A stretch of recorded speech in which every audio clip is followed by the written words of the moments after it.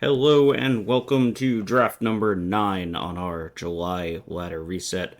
I'm Mike with Tier 0 Gaming, and we're coming off the back of that really sweet 7-0 Teamer pseudo Eldrazi deck. Realistically, we had a couple Writhing Chrysalises, a couple Repurposer, but that was kind of it. We were just kind of a Teamer mid-range pile, and Writhing Chrysalis is a dumb magic card, so yeah, we had the Nadu that did some work. We had Fanatic of Ronus, which is an excellent card.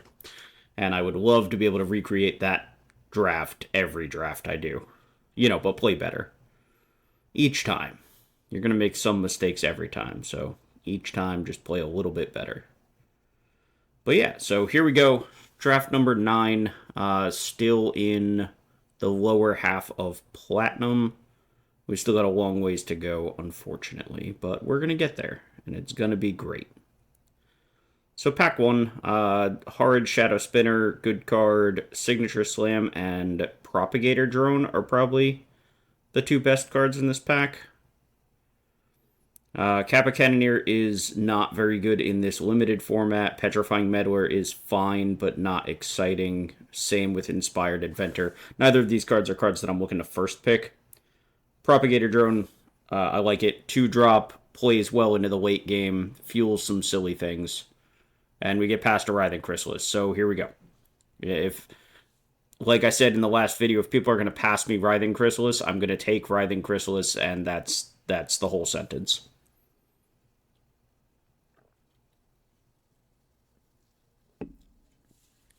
So this is a fine start to a draft.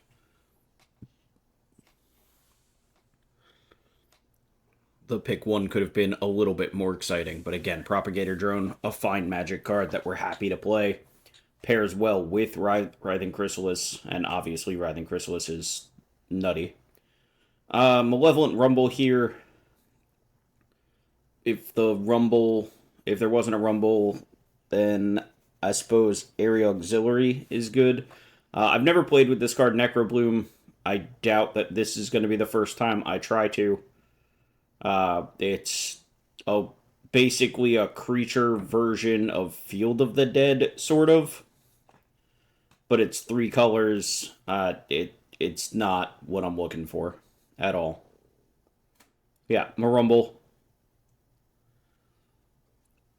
So we have a 2-drop that accelerates us to a Writhing Chrysalis. We have a 2-drop that pairs well with Writhing Chrysalis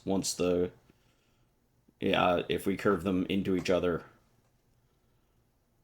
And we have a card that digs us for whatever action pieces we're looking for. So let's go. A little bit of waiting. A lot of waiting.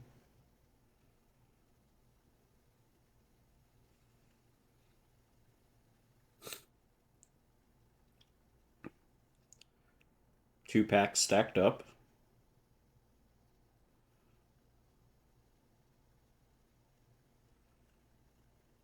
Oh boy. This is the worst part of trying to record these, isn't it? Just sometimes you sit around waiting for packs to get past to you. Nothing really to say because there's only a couple picks in. How's everybody doing today?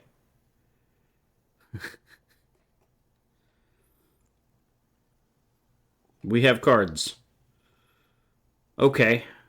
Thief of Existence, Eldrazi Ravager, Horrific Assault, and Priest of Titania, all as considerations. Horrific Assault is probably the best card, but I don't think I've really played with Thief of Existence yet. I'm not even sure that's true. Thief might be just very, very good. So it picks off non-creature, non-land permanents with low CMC. So it can pick off, like, what? Scurry of Gremlins, Dog Umbra, any bestowed creature, really.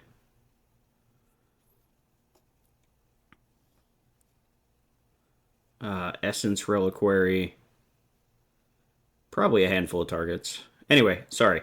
Okay, we have Pinnacle Monk or Molten Gatekeeper for this pack. Having the modal dual-faced land is fine. Here's an Evolution Witness, which is not, like, exciting, but it's certainly playable, and we're going to put it in the deck.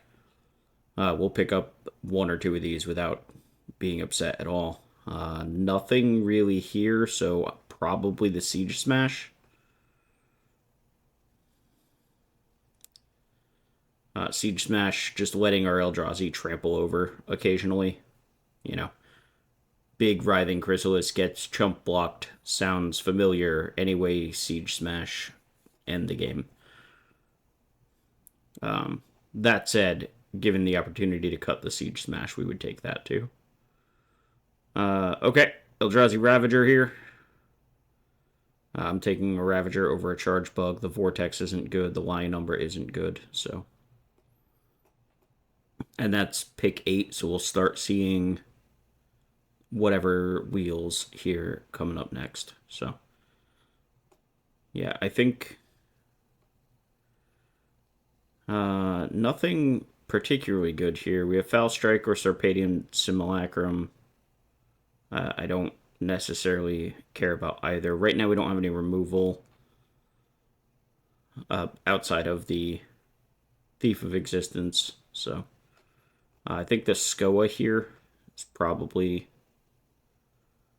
the best thing by quite a bit. Yeah.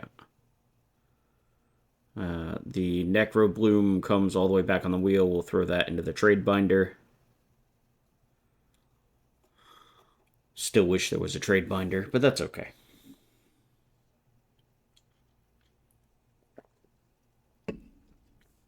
On color landscape.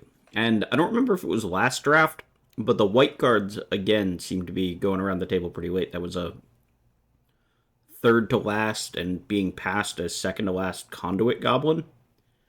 I wonder if people are just kind of off of the Boros Energy deck at the moment. I've had mixed success. When I have a good version of the deck, it generally performs with a pretty high winning rate, but you can fall into like a very mediocre version of that deck very quickly, and then you're just like playing these underpowered cards and hoping to push damage through, but if your opponent interacts, you just kind of fall behind quickly. So I wonder if people are just kind of getting tired of the fall behind quickly versions of the deck and just passing on it altogether.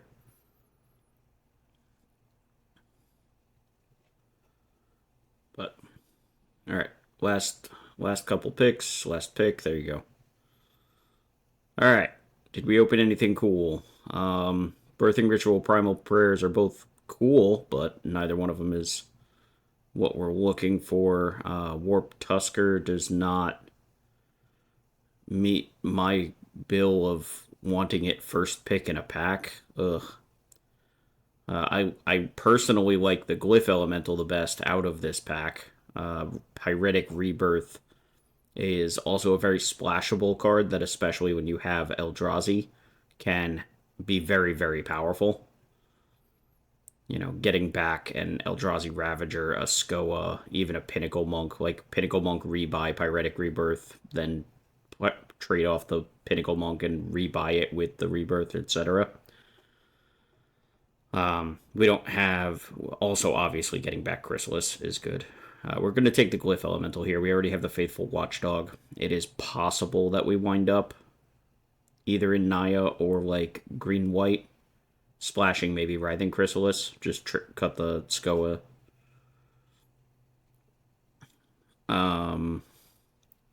And this pack has no green or red cards, so looks like we might wind up playing some white cards here. Dog Umbra and Voltstorm Angel are the two best cards. If we are splashing one of these colors, then I don't necessarily want the double white, but it is the most powerful card, and that's what we wind up with. Glaring Fleshraker plays back into what we were trying to do in the first place, which is the Eldrazi. So I would like to pick that up and maybe get back onto that plan. Nightshade Dryad is a good pickup. The 2 mana accelerators are just very, very important for all of your Eldrazi decks. You wind up with a lot of like 4 mana, 3 mana, and 4 mana spells, and the Dryad being able to help make sure that you can cast them while also helping fix your colors because you need colorless on top of everything. Dryad is just an incredibly important part of these Eldrazi decks. Area Auxiliary there. Again, we're not really seeing the green-red cards.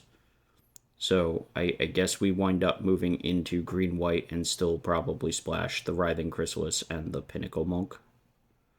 Pinnacle Monk only because it's already a land. So if we get double red anyway, then great. And if not, we have the land at least. We are, again, a little light on removal, so I like grabbing the Expel there. It's not an exciting card, but it does the job that you need to do with it. Nyxborn Unicorn. Our curve is looking pretty good. We have quite a few 2-drops. Yeah, we just moved the Skoa out. That Foul Strike is probably coming out, though we might need the Combat Trick. And we could stand to pick up another landscape or two. But yeah, lots of 2s, some pretty okay 3s. That Pyretic Rebirth wield. I do still like Pyretic Rebirth. If we're splashing, we can see what's up. Like, I'm not going to miss a Void Pouncer or a Solstice Zealot, so we grab the Pyretic and see if we can ultimately make our mana work. If we can, we can. If we can't, we can't. Gift of the Viper, just another combat trick probably going in the sideboard. Mandibular Kite, however, I'm happy to play. Turns out when you give like an Eldrazi Ravager flying or something, the game ends very quickly.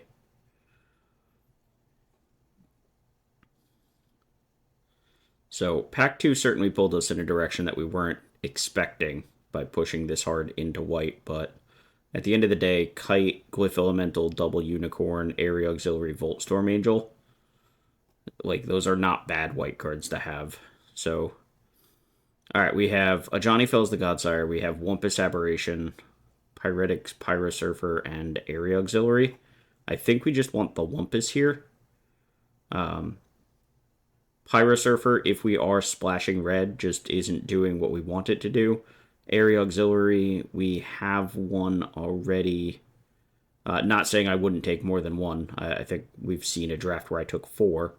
But I think Wumpus Aberration on average is just a little bit better. And the other option was the Ajani Fells the Godsire. And that's just like a very expensive, very conditional removal spell. And I would rather just have the beater that can end the game. Once again, getting past reasonable white cards. We could take that Skittering Precursor, but I don't think we want the red card over it, or over the white card when they're similar in power. So yeah, I like the Hexgold Slith. We don't really have a lot to do with our energy, or energy in general, but like, that's fine. Breaker of Creation is a messed up card that we would love to have on our top end, but I'm very happy to grab a Repurposer here as well, or even, yeah, also worth considering as a Watchdog. Witch Enchanter is great.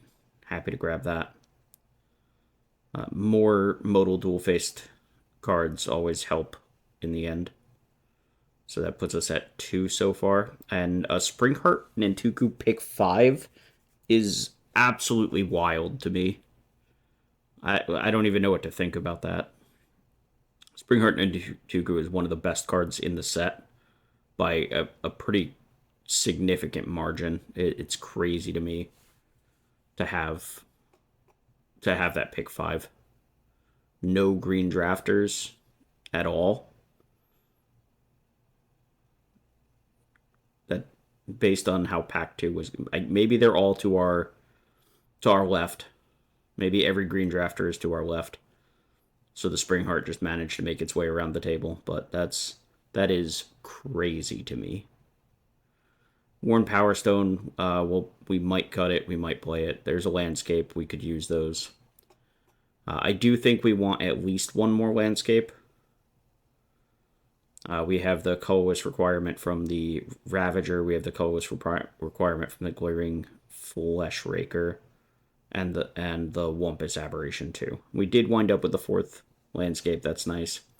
Nesting Grounds. I actually think Nesting Grounds is kind of neat. It's another green-white one. We'll take it.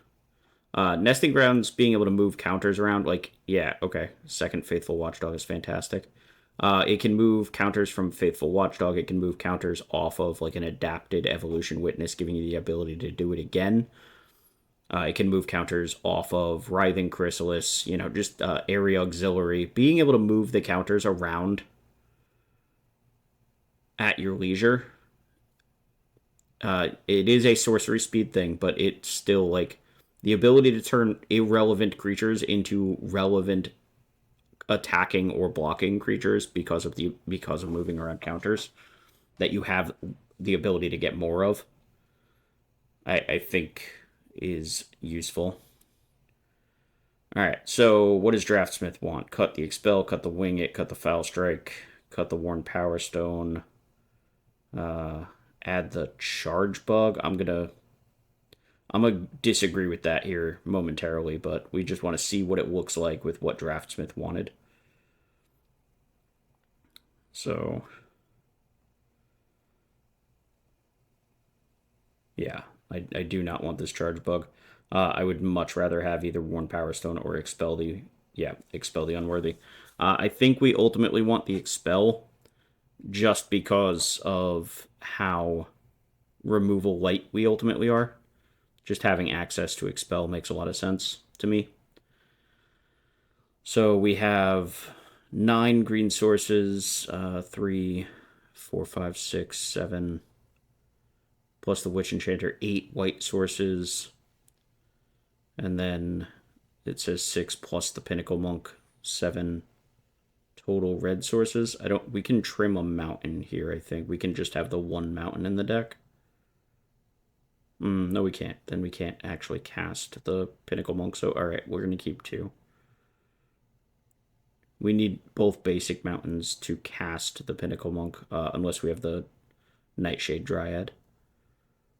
But then we only need the red mana for the Writhing Chrysalis, and that's fine. Plenty of colorless sources. While in general, I'm not real high on, like, Decree of Justice. This is a deck that potentially is going to be able to make a lot of mana, and being able to Decree of Justice for any kind of, like, large number is just, you can close out the game just by itself. So fingers crossed.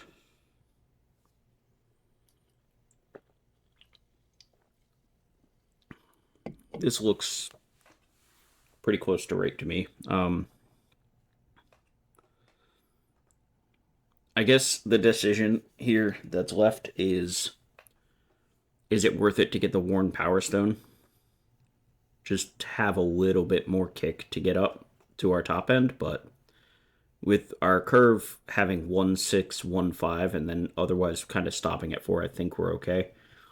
So Naya it is, with a Eldrazi sub-theme, I guess. Not really a dedicated Eldrazi deck, but certainly trying to take advantage of some of them. This hand is fine. Malevolent Rumble will try to find us a third land. And even if it doesn't, at least gives us an extra mana. So we're on the play. Our hand is okay. We do need to find a white source, but Rumble helps us dig for that pretty well. Okay, we found a third land. That's a green-red landscape, I believe. At least in terms of our deck. We did not find a land at all, but I guess we're going to take the Springheart Nantuku. That's a little unfortunate, but at least we're 4 cards closer to a land.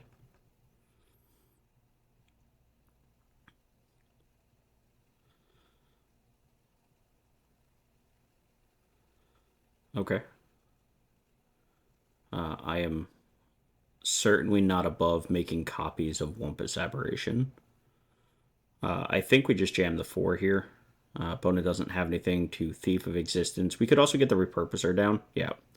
And just build up our spawn count. Okay, no Aether Spike from the opponent. Passing the turn with blue 1 up.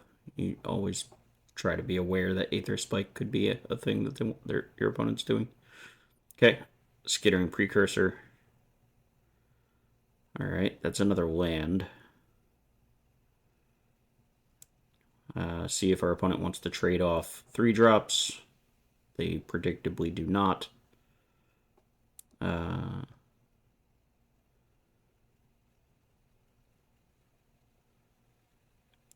So one thing we can do is just play the Wumpus Aberration. I guess we don't have the second green source is the problem. I was going to say we can Springheart and Nantuku and then land next turn, but we don't have the second green source yet. I do think we want to hold on to this Witch Enchanter, though. I don't really see much of a reason to play it. Like, the Hexgold Slith is the only thing we can't cast in our hand, and if we ever find that we really want to, we can always tap. Wow. Deep Analysis in the face of a Wumpus Aberration for the turn means our opponent is going to take a really big hit this turn. So,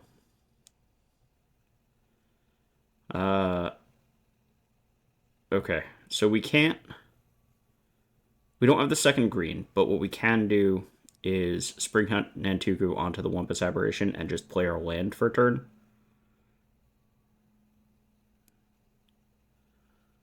Or not. Now they trade because they almost have to.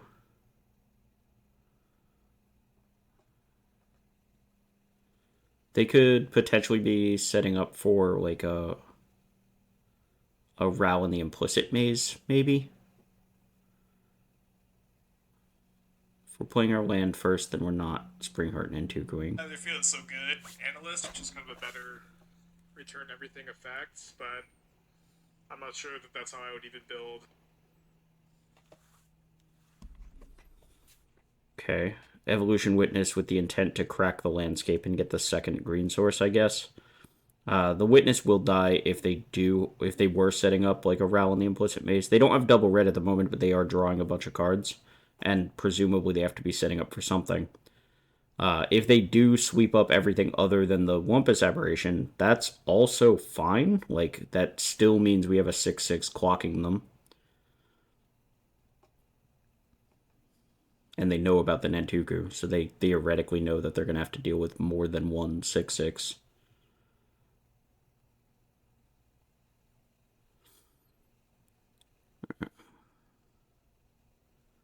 Come on, opponent. Yeah, draw all the cards you want. Alright, so things are looking great for us. Crack. Nope. Green source. Thank you. Okay. Alright, so now we can Nantuku plus copy, which is great. I know one thing that I've been able to do in my drafts overall is set up loops with Nantuku and Evolution Witness and just rebuying fetch lands to keep making Evolution Witnesses, which, you know, ultimately rebuy like real cards at some points as well. So that is a fun thing that you can do with Witness plus Nantuku.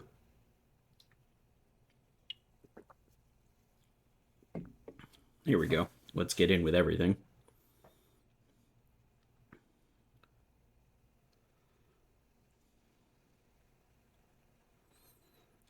So this isn't as neat as just getting the Nantuku down on the Wumpus Aberration, but it does put our opponent in a position where they're just at 2, and we have 4 lethal threats, basically. Counting the unicorn, if they kill the token that it's on, yeah. Alright. That was pretty easy. Our opponent drew a lot of cards but didn't do anything. So the classic, Phoenix, spin your wheels, draw, draw, draw, draw, draw, concede. My favorite play pattern. I do it a lot when I've played Phoenix in standard, modern, and pioneer at various points. And yeah, the good old cast 7 draw spells, concede the game because you didn't actually do anything is a play pattern I'm very familiar with. Dry it off the top is fantastic. We were kind of sitting here potentially just going to cycle this Eldrazi Ravager on turn 2, but Dryad is much better.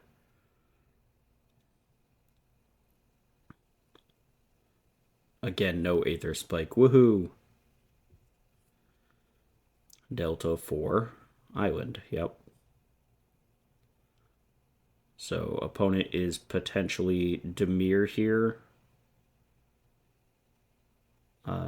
With the modal dual face card just being there as a land that they can cast sometimes for black mana. Could still be Grixis, but Dimir is more likely, I would think. Double top. Good news, we get to Wumpus on turn 3.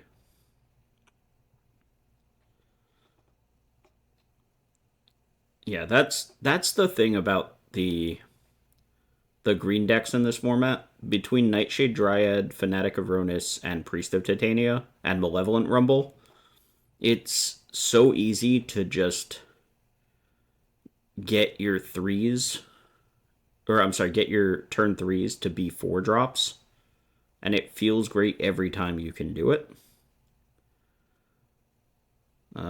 Expel, yeah. I think we just want this Death Toucher out of the way.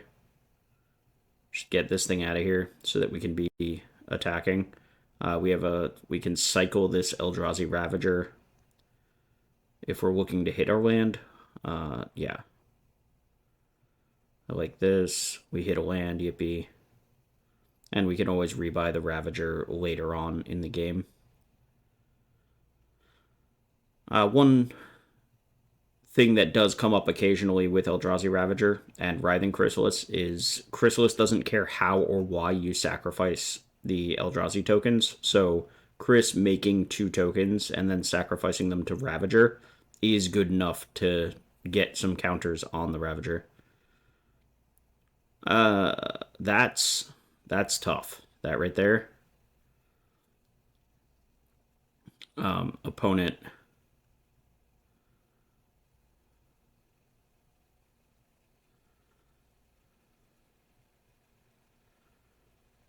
Okay.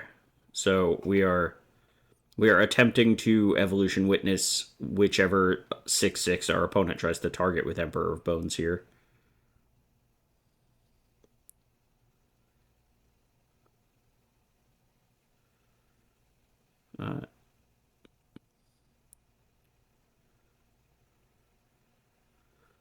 Toxic Deluge into Emperor of Bones was pretty gross, right? There we go. Okay. Just confirming which one they're targeting. Make sure we get the right one back. So opponent chip shotted in for 2 with Serum Visionary before they Toxic Deluged away the board. And I wonder if they shouldn't have just Toxic Deluged first and then played the Emperor of Bones to guarantee they get to grab either the Wumpus Aberration or the Eldrazi Ravager out of the graveyard. I think getting one of the creatures out of my graveyard was more worthwhile than the 2 points of damage from the Serum Visionary, but maybe they know something I don't about. Like maybe their deck is more aggressive than I think it is at a glance. But in any case, I'm pretty sure I think we should attack here with the Evolution Witness. But yeah, our opponent is at 10. I'm very okay with them trading.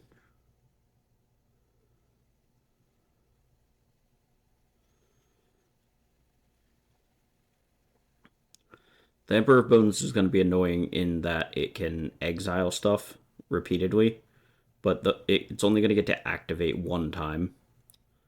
So like if they want to use it here, yeah, and they don't, they're keeping it defensive, it looks like. So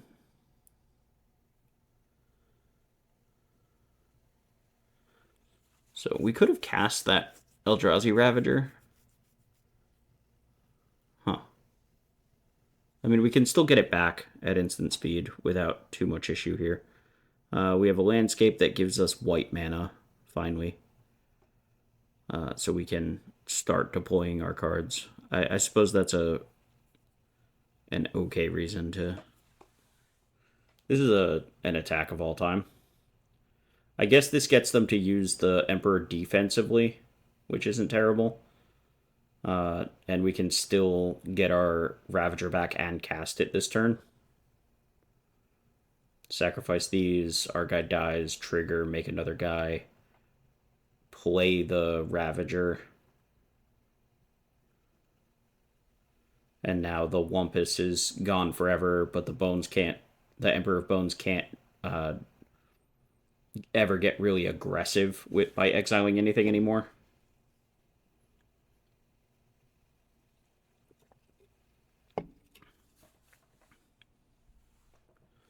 Yep, still gets to exile things. Goodbye, Eldrazi Repurposer. This is a strange attack.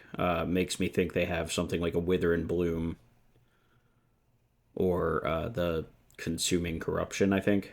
Second Toxic Deluge was certainly not on my radar, but I would much rather they pay 6 life to kill everything than pay 2 life because we blocked. So ultimately, I'd say that worked out well for us. Unfortunately, because we played the Eldrazi last turn, we didn't get a chance to find a white source with our landscape. So we're just kind of like sitting here. We have to crack the landscape this turn to get the white source for next turn. After that, though, I think it's just worth cycling the Decree of Justice on our opponent's end step,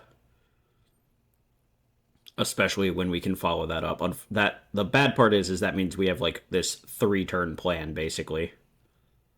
The good news is our opponent is gonna have trouble like doing anything in the meantime. Like if they do have counter magic, they kind of need to leave it up because of the pressure that they're under being at 4 life. And we have 5 cards in hand, so like opponent can't just assume that we have nothing. They can assume that our colors were the problem. But so yeah, we cycle for 4 dudes, which is a lethal amount of guys since our opponent is at 4. And then if they do have like the Wither and Bloom or similar, they're using it to pick off 1/1s. And that's very okay. So make 4 guys draw a card. Second white source is nice. So, okay. So they didn't have any outs. We had options there where we could have double spelled, get the Watchdog and something down, or we could Angel and try to give +1/+1 to our entire team. If our opponent is using counter magic or something to stop the Angel, then that's less mana that they have to try to interact with the already lethal 4/1/1s. And if the Angel does resolve, then all of a sudden they have to stop 3 out of the 4/1/1s. So, yeah, turn 3 Wumpus applied a lot of pressure. Double Toxic Deluge is good, but hard to win when you're having to pay 6 life each Toxic Deluge.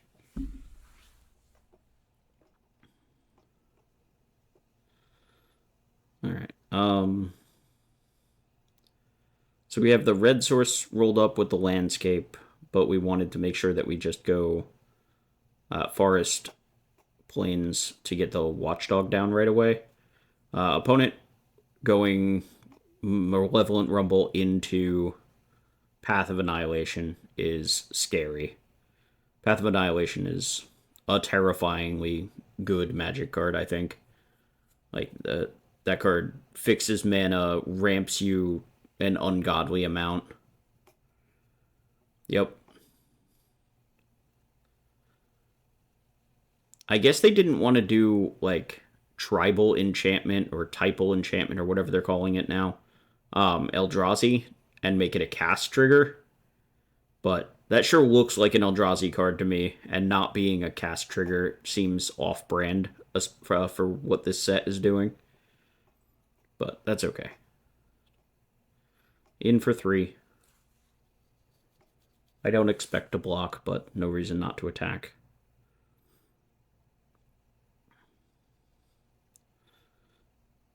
Landscape, 3-drop. Our own duders. We do have potentially this Expel the Unworthy, depending on what our opponent drops, though it's not at its best, and we need, I think, a second white. I think the kicker is a second white pip. Writhing Chrysalis. Our opponent has so much mana, and now we really kind of want to expel the Chrysalis. Okay. Yeah. There's a whole stack of stuff. You got it. 4/5 still have 3 spawns left. Okay. Um.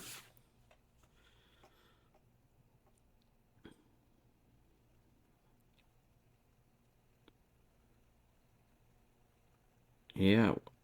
This is all right. So we play the area auxiliary so that we can get a little bit closer to just having a big turn rather than, like use the expel, which uses all of our mana, and we have to sacrifice our scion to clear the writhing chrysalis. And then even if we attack, they're trading a repurposer for our watchdog. Second chrysalis means we're probably just dead. Like our opponent just went turn 2 rumble into turn 3 path of annihilation, turn 4 chrysalis, turn 5 chrysalis. Turn 5 chrysalis and Wumpus aberration. I don't like my odds of winning this game. This has gotten well out of hand. Yeah. No attacks is wild. I can't imagine not attacking here from opponent's side, but what do I know?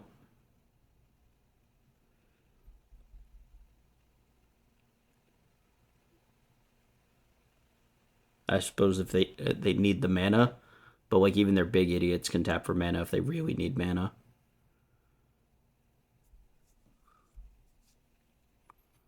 What do you even expel here? The big chrysalis? It has to be the big chrysalis if it's anything.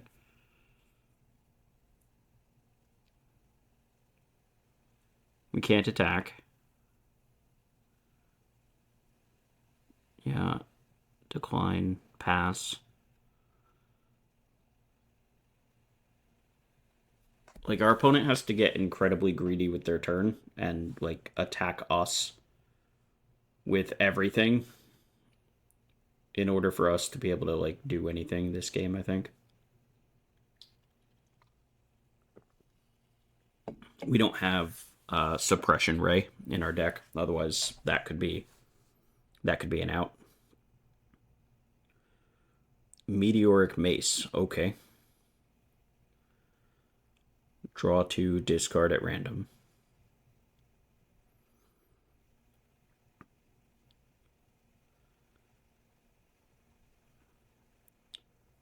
I assume that they chose not to cast it.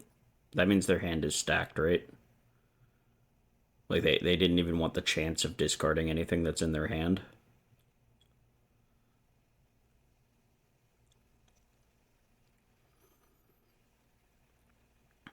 So the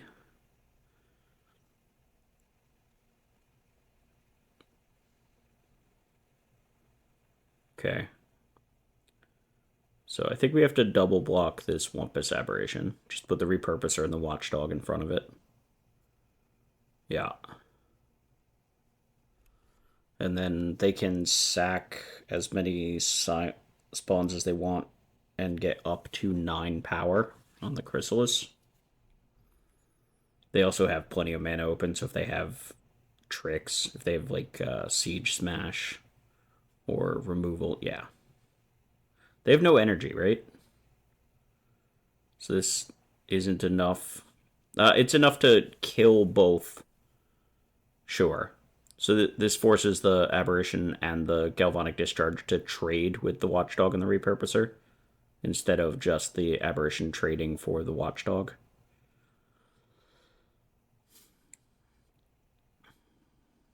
Okay. Well, this turn we can expel the Chrysalis.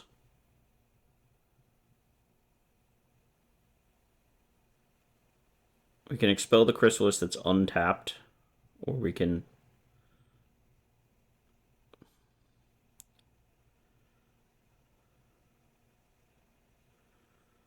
Okay.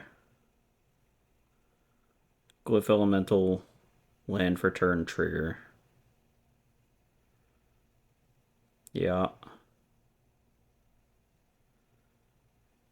Okay.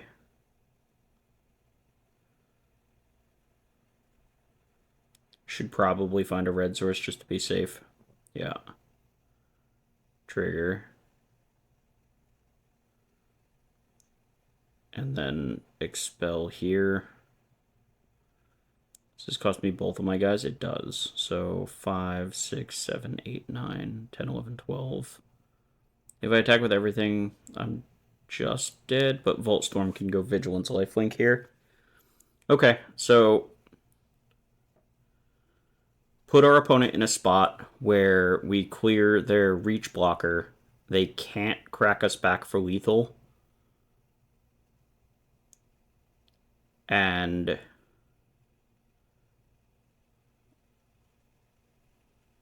no, not that one. That one, yeah. This is a couple points of damage off of a 2-turn clock, but we do have the Glyph Elemental, which means we can potentially have a 2-turn clock even as is. And we can always block the Repurposer as well, assuming they put the Mace onto the Chrysalis. They could put the Mace onto the Repurposer, but that's fine too. So we're showing 9 in the air. We have a landscape in play. So a landscape off the top puts us at lethal power in flying creatures. So if they attack with the Writhing Chrysalis but don't have a way to stop us from attacking, they potentially die. That requires us to top deck another landscape, but our opponent doesn't know for sure. And never mind, we're dead now. Yep. Well, we tried real hard. Both teams played hard. They had us in the first half, and then they had us in the second half, and we died.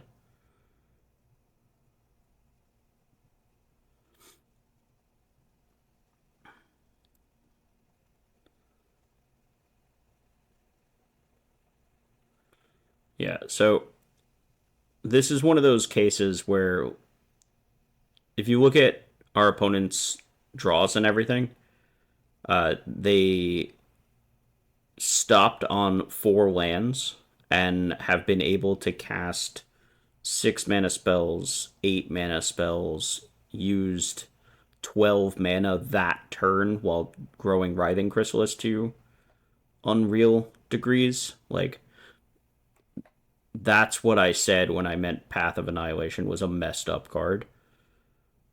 None of that is possible if they don't have the Path of Annihilation.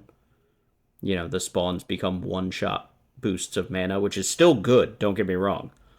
But that got way out of hand way quick. And I'm sad about it, but that's okay. Alright, so our hand is all green and white cards.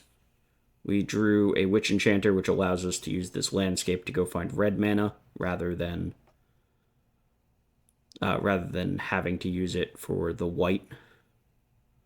So we wind up with all 3 of our colors. We don't need double white for anything, so we should be okay. Double green we could use, but that's fine. This is also fine. We just go and find a plains.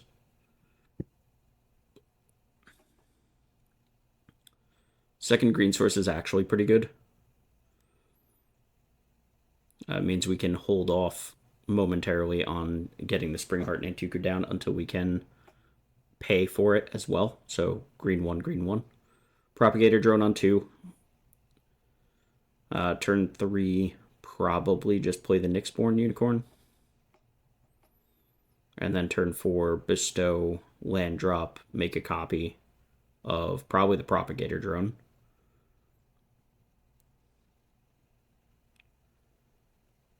Okay, we're just going to do that now. That's fine. So play a land, make a token.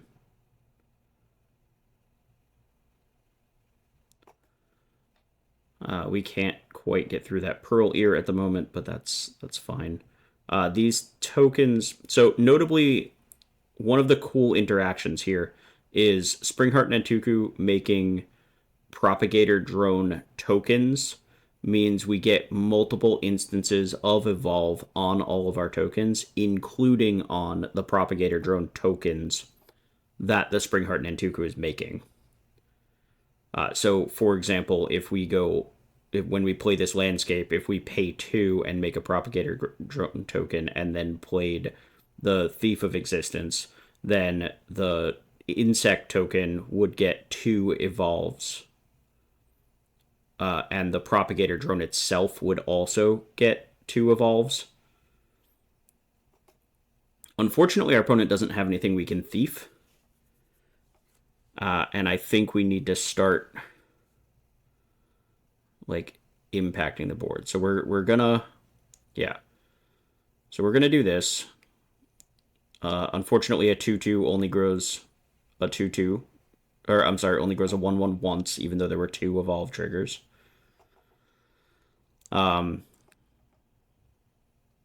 So what we can start trying to do here is double blocking with these tokens, because we can kind of make them indefinitely. But opponent is ahead on board at the moment. We need to set up a turn where we can either answer this white orchid. Okay, well, that's not great, but it could be worse. We do now have a target for our Thief of Existence, which is good. And they're only attacking with the 4/4 flyer.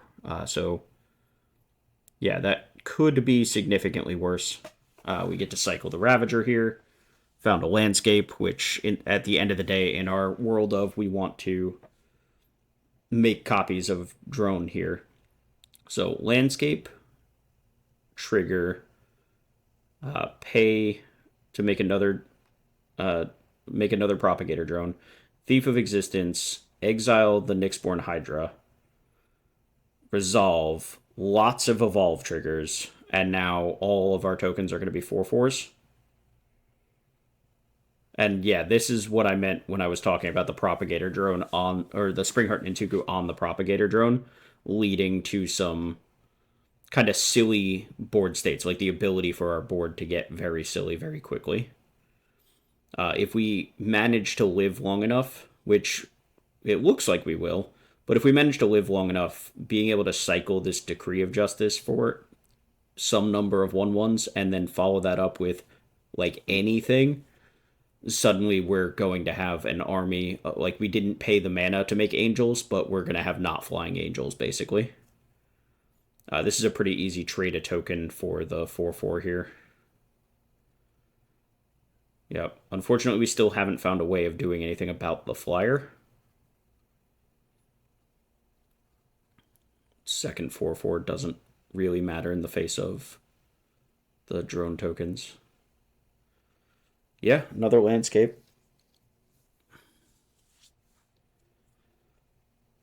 So we can also, at some point, start spitting out Eldrazi spawn tokens with the propagator drones if we run out of things to do with our mana. But for the moment, at least, that's not looking like that's what it's going to be.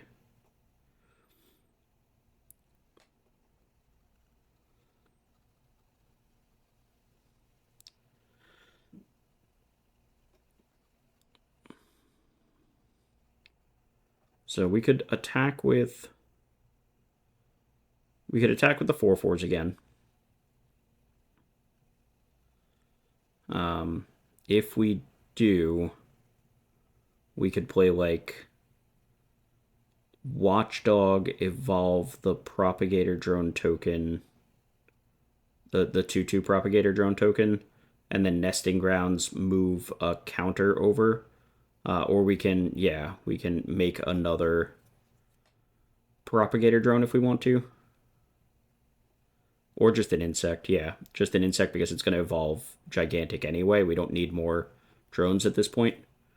So everything we play is going to be as big as everything we play behind it. Attack, attack.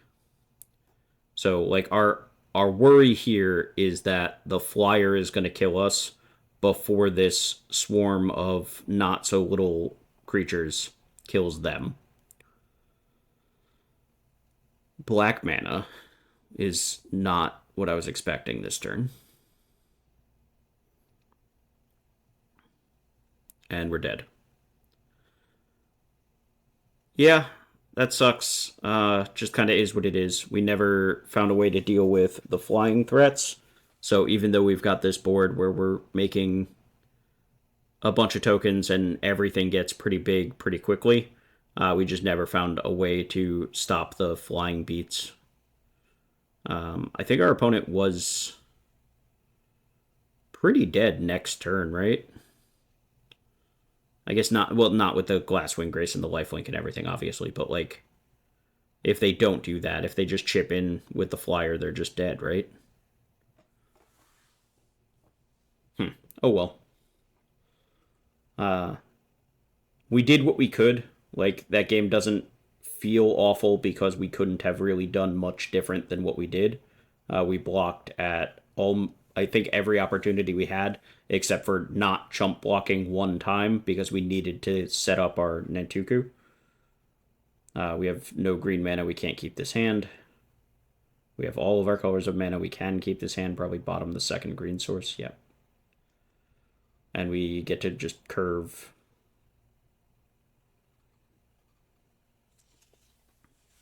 Yeah. Oh, sick. Yeah, so now we get to go turn 1 Kite, turn 2 Dryad, turn 3 Writhing Chrysalis.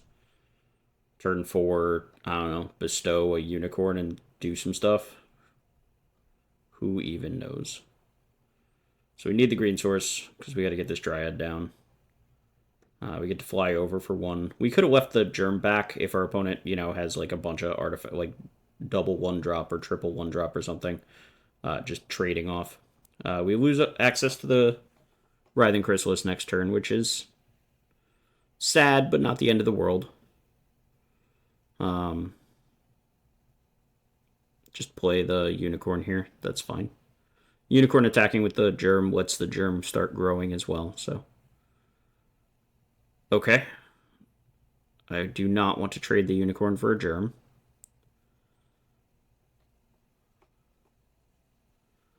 And therefore we don't really have any attacks, so.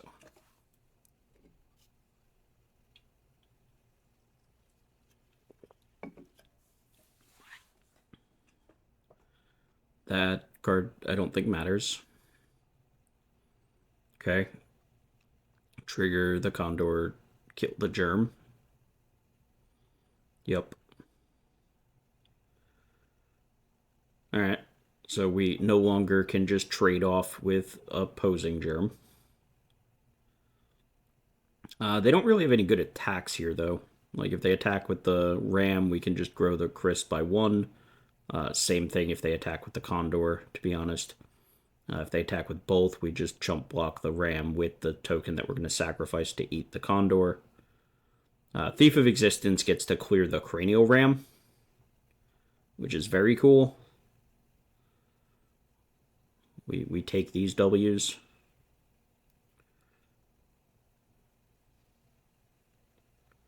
Yeah. And now, do we want to Area Auxiliary here? I don't think so. Okay. Let's go with yes, I guess. So sacrifice both of these. Chris grows. Area Auxiliary, put 2 counters down. Thief, Unicorn. We can't really attack.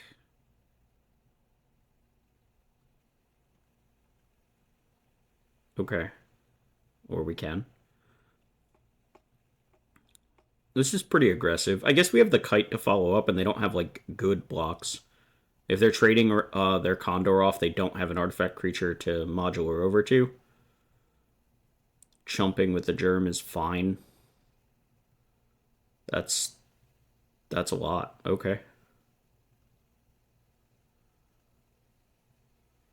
Yeah. Okay. If they want to trade off 2 of their creatures for my Writhing Chrysalis, I'm pretty okay with that.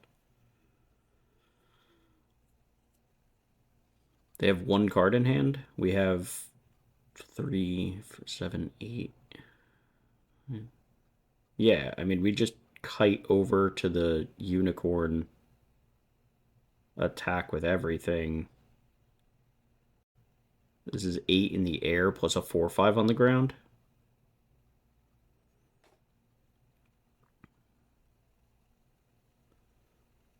Sure. And this leaves them dead to the air. We're at 15, so we're not really in danger of this attack. We get the GG. All right.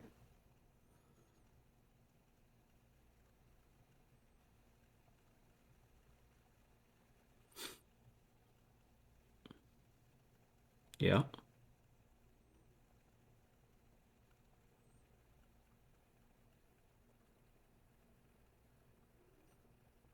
Sure.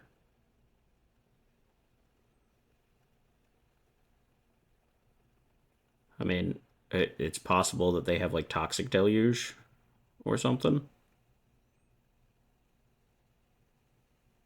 Or they just want to spend their mana. Yeah.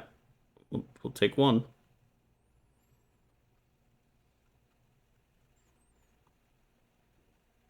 Okie dokie.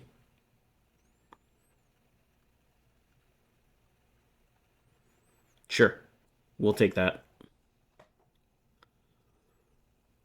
All right. 3 and 2. Not exciting, but we're doing fine. If we have turn 2 Mana Dork, yeah. So we landscape on 1 to fetch the green source. We have turn 2 Dryad, and then off to the races, as it were. Turn 3 Area Auxiliary with no second creature isn't the most exciting, but it's certainly fine. It still puts us in a position where we have relevant flying bodies, or relevant flying body, and we get a counter out of it. Indebted Spirit on turn 1.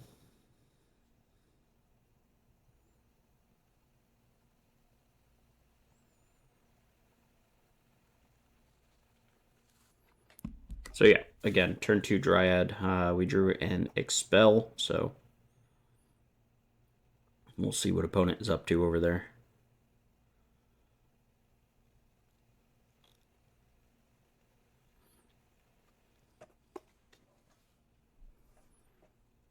I don't think, like, if the Dryad survives and we get to untap and just play a 4-drop next turn, unless we draw a different 4-drop, I think it's worthwhile to just play the Area Auxiliary, get the 1 counter out of it, and sit on the Unicorn for a minute. I don't, as much as I like just getting the Unicorn down, so that we get the extra counters out of the Area Auxiliary, I don't know that that's what this game, like, I don't know that that matters much. Yeah, just use the most mana. We get a counter out of this. We have our 3/3 flyer. A Johnny. I would love to exile in a Johnny.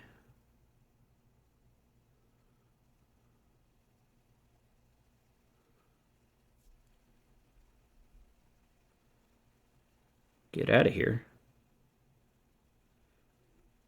No cat dad for you.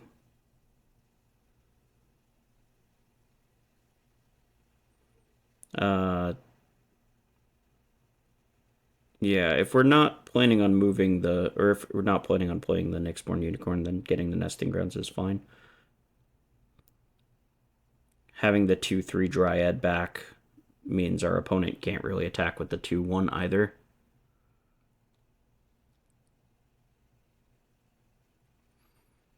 Third color. Okay. Expel of their own. Yeah, we'll take some damage. Okay. Uh,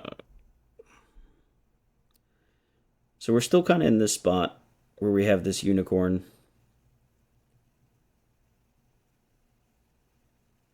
Glyph Elemental, bestow. Play a land. Yeah.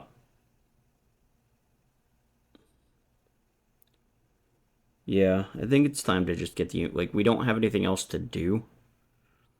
So even if this unicorn isn't the best, I wonder if we should have just played the unicorn and then bestowed onto the unicorn there. But our opponent did have 2 mana up, and it's certainly possible that they had a Razorgrass ambush in hand. That if we just attack with the area auxiliary, then we're just attacking into a kill spell. But it looks like they're content to sit on this dais. We can attack with the auxiliary. It's very probable that they just tell us, nope, we have a landscape here, which is fine. I think we attack and see what they do. We don't need to crack the landscape right now. You know, we do have a Springheart and Antuku in our deck, and holding out on the landscape. It doesn't change the clock either. If our opponent takes this hit, it's a 3-turn clock. If we make it a 6-power guy, it's still a 3-turn clock. We can... Sure. Move a counter from Glyph Elemental onto a Nyxborn Unicorn. We still have a land in hand plus a landscape that we can pop. They're drawing 2 cards by getting rid of their own token, which, okay.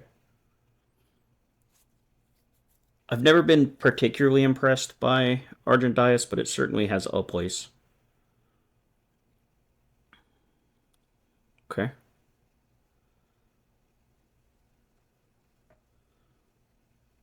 This gives them a blocker.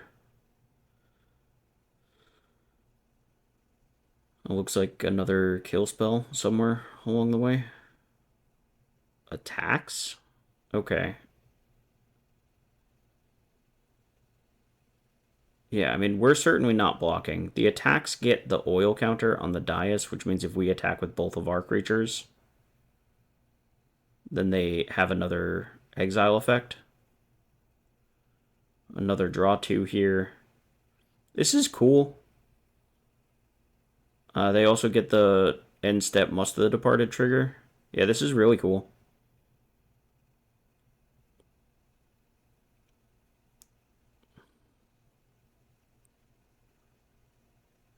Could we have found a red source off that? Because if we could have, I think we should have. It's fine, but just saying. Alright, so if we attack with both, we give our opponent another Argent Dais trigger. If we only attack with one, then they only have to chump with one. So I think we kind of have to here.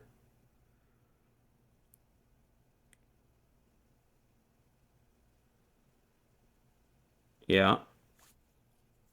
They could just take the 3 here. Yeah. That makes sense to me. So we're looking to cycle this end of turn, I think. I think we need to like go wide and overwhelm their board a little bit. Flage. Okay. Well, my unicorn is dead.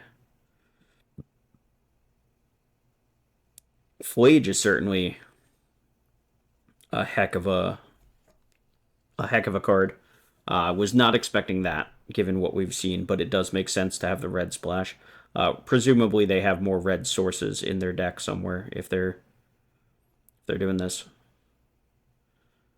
Yeah, and the Flage triggers the Morbid. Jeez, that's really cool. Legitimately really cool. We get 4 guys and a new card. The unicorn died, so we don't get any. Oh, that's okay. All right. So yeah, I think this is attack with everything.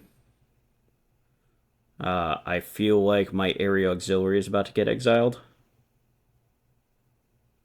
or maybe they're just happy drawing 2, just jumping and drawing 2. Sure. Okay, and then Wumpus Aberration. Very likely that they are going to kill the aberration with the dais, just which at least gives us some cards. If we get the opportunity to, we can get the Nentuku onto like the area auxiliary. That's tough. That's so bad. Oh man, Ophiomancer lines up so well with Wumpus Aberration. Like they just get to pick us off.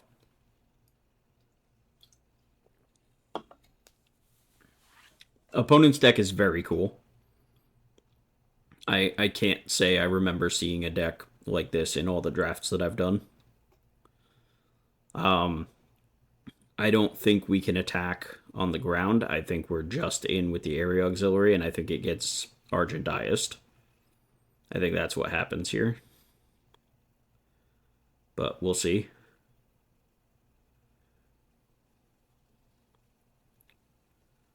Yeah, I don't think we play anything first. I don't think we do anything first. I think we just attack.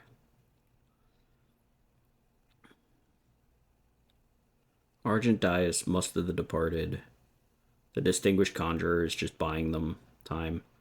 I don't know. Okay. So blocking here is a little interesting, if only because they no longer have flying blockers, which I suppose they don't care too much about just because they have the dais. They can just clear my flyer or, a kill spell since they are black-white. That makes sense. Okay. They have a death-touching snake that they get to they get to populate.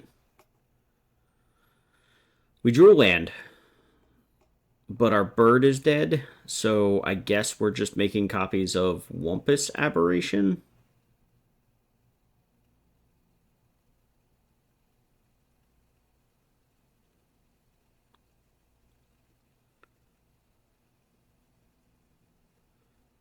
But now what?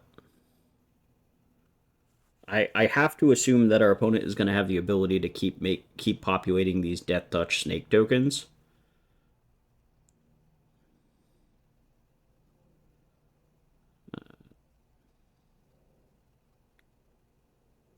So I'm pretty sure this happened last game as well. I think we're supposed to grab the second mountain there so that if we draw the Pinnacle Monk, we can cast it. That said, I don't know that it matters. I have a board of 3 6/6s and a 7/7 versus my opponent's total power of 1, 2, 3, 4, 5, 6, 7, 8. Yeah, versus my opponent's total power of 8, and I feel like I'm behind this game. Which feels crazy, but like, cheers to opponent. Good job.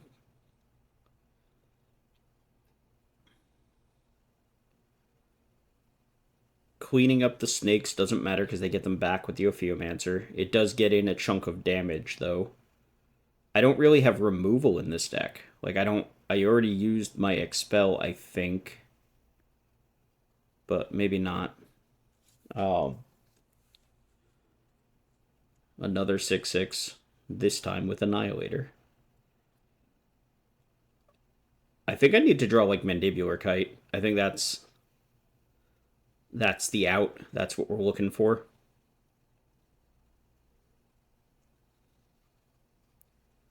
Like, opponents certainly can't be attacking.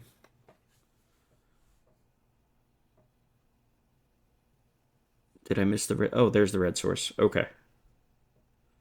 Alright, Springheart and Antuku's dead. There's a Flage. Yeah, like I said, I think I need Mandibular Kite. There's my deck list over there. This would have been a heck of a match to draw the Thief of Existence, since our opponent has all those things over there that we would have loved to get rid of at many, many points this game. Here's not finding the green source coming back to bite me because I can't rebuy that decree, which could have made a swarm of angels potentially. Could have made 2 angels right now. Or, you know, a bunch of 1/1s and drawn me some cards. Or drawn me an card. In any case, everything's terrible. Uh, like, the Annihilator I don't think even matters. I don't have anything to do about that Shill Gengar. We didn't find the mountain, so we can't Pinnacle Monk. Yeah, this is all terrible. Moving the counter off the Watchdog, by the way, because the Flage can just if opponent is perfectly willing and capable of just attacking with the Flage and rebuying it multiple times, so it's very likely that the Flage attacks and just shoots the Watchdog anyway. So moving the counter off the Watchdog so the Ravager can check the Flage repeatedly.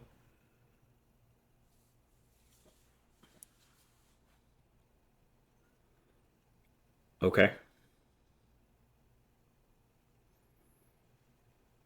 Yeah, in with the big flyer. Makes sense. This is a 3-turn clock. Sure. And suddenly my board full of 6/6s looks even less good. Yeah. Opponent's deck is super cool. I don't think I've ever even tried to draft a deck like this. I don't know what the pick order would look like. But whatever opponent is doing is grinding me into the dirt. It's very, very cool. Not awesome to be playing against, but very cool.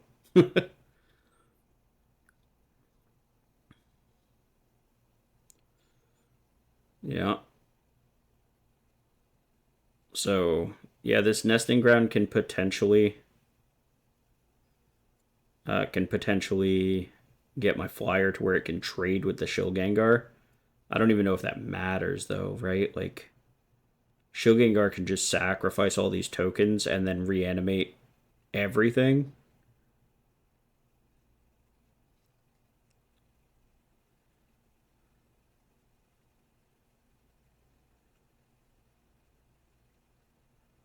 Okay. They have decided that they don't want me checking the Flage, which makes sense to me. Trade. My 6/6s aren't doing anything, right? Like, yeah, this is fine. I don't think. I don't even see how it matters, really.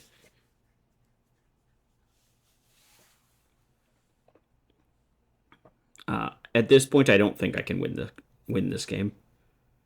I think the time for me to have drawn one of my outs is kind of long gone, and opponent still has 3 cards in hand too because they've drawn so many cards off the Argent Dais.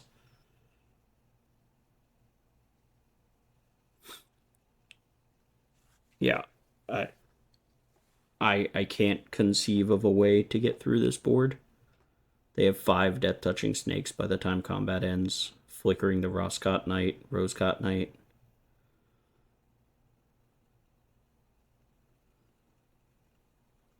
A second Muster the Departed.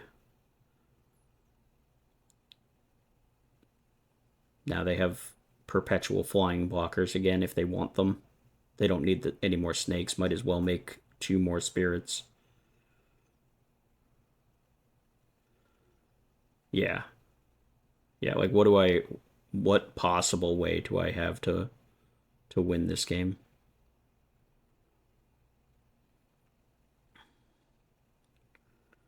Writhing Chrysalis.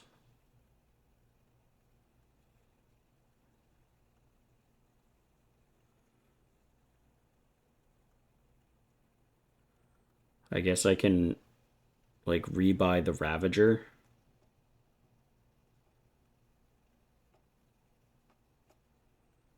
And then what? We rebuy the Ravager, it grows the Writhing Chrysalis. I don't think that matters. We can grab a counter off of this random 2-2 and put it on the Angel so the Angel can trade with the Shill Gengar.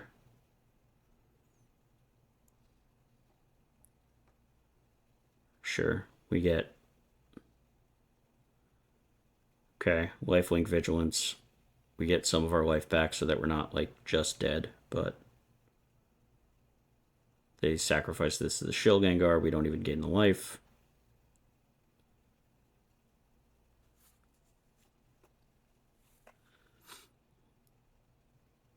Yeah.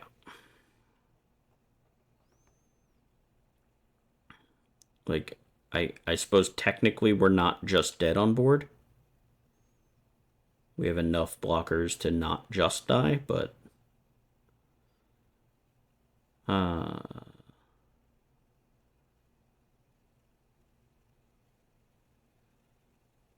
Oh, geez, yeah, they...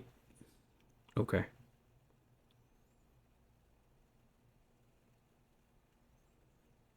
Seven cards left in opponent's library. Mardu deck, by the way. So cool. I maintain their deck is so cool.